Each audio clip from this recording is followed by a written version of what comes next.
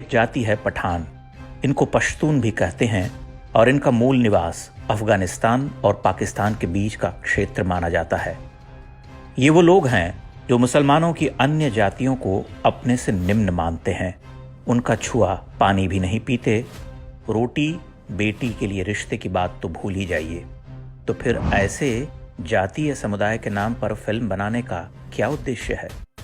पठानों में ऐसी क्या विशेषता होती है कि उनका महिमा मंडन किया जाए, वह भी भारत जैसे देश में जहां पठान आक्रमणकारी के रूप में आए थे? पठानों का इतिहास पढ़ें तो आपको लगेगा कि मुगल तो इनके आगे देवता थे। भारत के जिन सुल्तानों ने वर्ष 1200 से 1526 ईस्वी तक शासन किया, उनमें अधिकांश अफगान अथवा पठान थे। आज जो पाकिस्तान का पूरा क्षेत्र है, इसका इस्लामीकरण पठानों ने ही किया था। पठानों की क्रूरता का अनुमान इसी बात से लगाया जा सकता है कि अकेले महमूद खिलजी के हरम में 35,000 हिंदू स्त्रियां गुलाम बनाकर रखी गई थीं। महारानी देवी पद्मिनी और कर्णावती के जौहर की घटनाएं पठानों के कारण हुई। विभाजन के समय पंजाब और बंगाल में पुलिस बल में बड़ी संख्या में पठान और पंजाबी मुस्लिम सिपाही और अधिकारी थे। हिंदुओं और सिखों के नरसंहार में इनकी सबसे बड़ी भूमिका मानी जाती है। दिनेश चंद्र सिन्हा और अशोक दास गुप्ता की पुस्तक 1946 the great Calcutta killings and Noakhali genocide में बताया गया है कि हर स्थान पर हिंदुओं पर हमले पठान पुलिस वालों ने किए। उन्होंने हिंदुओं के मकान जलाए और महिलाओं के साथ दुर्व्यवहार किया। लेखक गुरबचन सिंह तालिब ने अपनी पुस्तक Muslim League attack on Sikhs and Hindus in the Punjab 1947 में इसी तरह का वर्णन किया है। उन्होंने बताया है कि पाकिस्तान के हिस्से में गए पंजाब और उत्तर पश्चिमी सीमांत प्रांतों में सिखों और हिंदुओं पर ढेरों हमले हुए। महिलाओं के साथ बर्बरता हुई।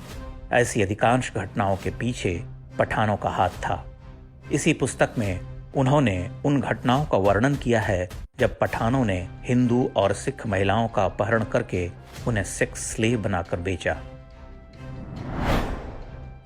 यह किसी आश्चर्य से कम नहीं कि पठानों के बर्बर इतिहास के पश्चात भी बॉलीवुड में पठानों का महिमा मंडन होता रहा है। विभाजन के ही कालखंड में पृथ्वीराज कपूर ने एक नाटक का मंचन आरंभ किया जिसका नाम था पठान। इस नाटक में दिखाया गया है कि कैसे विभाजन के दंगों के समय एक पठान अपने हिंदू दोस्त के बेटे को बचाने के लिए अपने इकलौते बेटे की बलि दे देता है। पृथ्वी थिएटर्स का यह नाटक पठानों की वास्तविकता को छिपाने का पहला बड़ा प्रयास था। इस नाटक में पृथ्वीराज कपूर ने शेर खान की मुख्य भूमिका निभाई थी। पृथ्वीराज कपूर स्वयं भी वर्ष 1920 के दशक में पेशावर से बॉम्बे आए थे। निश्चित रूप से पठानों की सच्चाई उनसे छिपी नहीं रही होगी। वर्ष 1960 में फिल्म छलिया आई थी जिसमें राज कपूर ने मुख्य भूमिका निभाई है। इसमें अभिनेता प्राण को अब्दुल रहमान खान की भूमिका में दिखाया गया है जो भारत के विभाजन में एक हिंदू महिला की जान बचाता है। एक वर्ष बाद 1961 में फिल्म काबुलीवाला आई जिसमें बलराज साहनी ने नेक दिल पठान की भूमिका निभाई है। इस चरित्र का नाम भी अब्दुल रहमान खान था, वही नाम जो छलिया में प्राण के चरित्र का था। इस फिल्म का यह सीन देखिए जिसका वास्तविकता से दूर दूर तक कोई लेना देना नहीं है।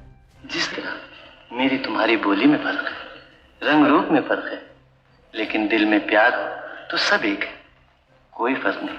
सुभान अल्लाह, वो बाबा से तुम कितना बड़ा बात बोले, खुदा का कसम कितना बड़ा बात बोले।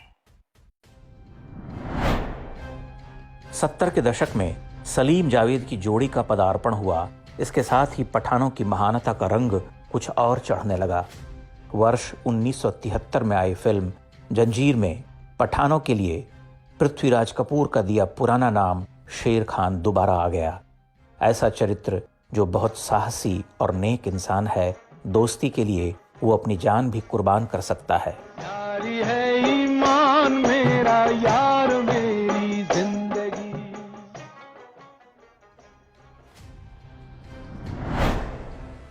इतिहास से पता चलता है कि पठानों में मित्रता का कोई भाव नहीं होता था। पीठ पर छुरा भोंकना हमेशा से उनकी विशेषता रही है। ऐसा वे शत्रुओं के साथ ही नहीं, आपस में भी करते हैं।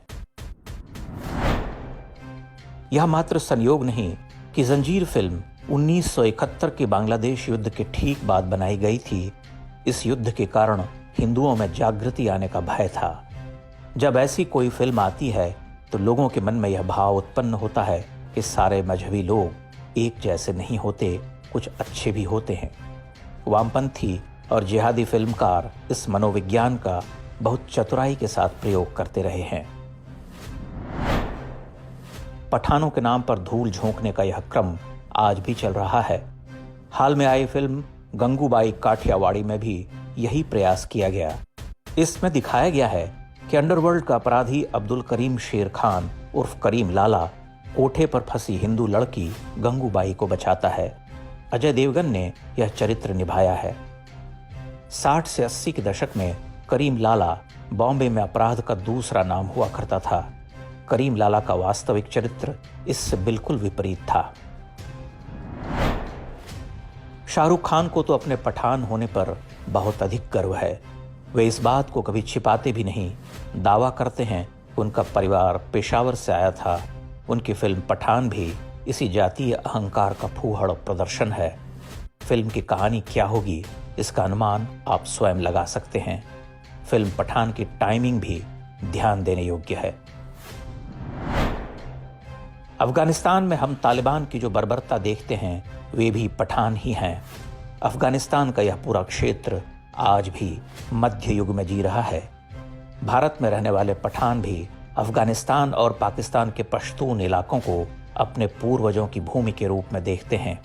हालांकि इनमें से अधिकांश वे हैं जिन्होंने पठानों के आक्रमणों के समय तलवार के डर से मजहब बदल लिया था। ओसामा बिन लादेन जिसे एबटाबाद में मारा गया था, वह पूरा क्षेत्र भी पठान बहुल है। लादेन ने उसी क्षेत्र को सबसे सुरक्षित माना जहां इनकी आबादी सबसे अधिक थी। अंग्रेजों के समय बॉम्बे के पुलिस कमिश्नर रहे S.M. एडवर्टीज ने एक पुस्तक लिखी है जिसका शीर्षक है the Bombay city police a historical sketch.